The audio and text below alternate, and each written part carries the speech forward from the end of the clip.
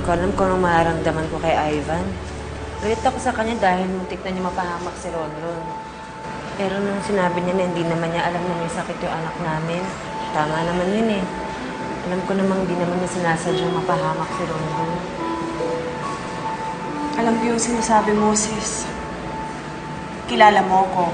Mula nang bumalik yung Ivan na yan, mainit na yung dugo ko sa kanya. Lalo pang kumulo dahil sa nangyari kahapon.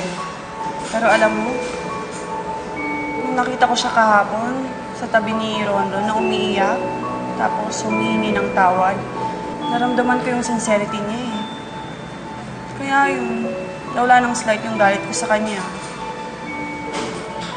Tapos na-realize ko rin na hindi naman niya kasalanan wala siyang alam tungkol sa bata. Kaya hindi natin siya masisisi kung gusto niya makilala si Ronron. So ano ngayon ang ibig mo sabihin, Rio? Are you taking Ivan's side now?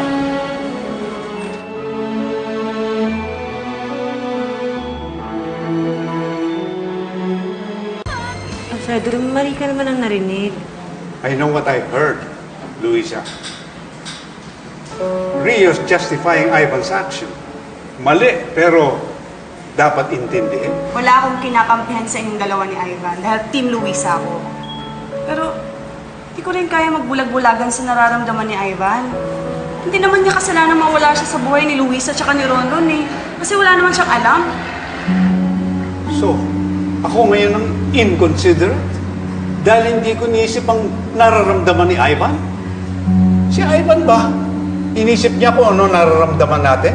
Tama na, Nung tama kinuha na. niya si Ronron? Alfredo, para naman kayo mga bata eh.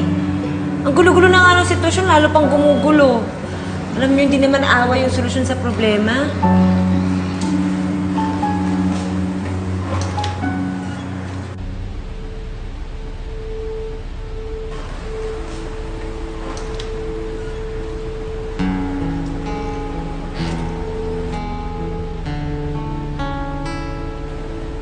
Rio, I'm sorry. I don't know what got into me. Luisa's right. I acted like a child.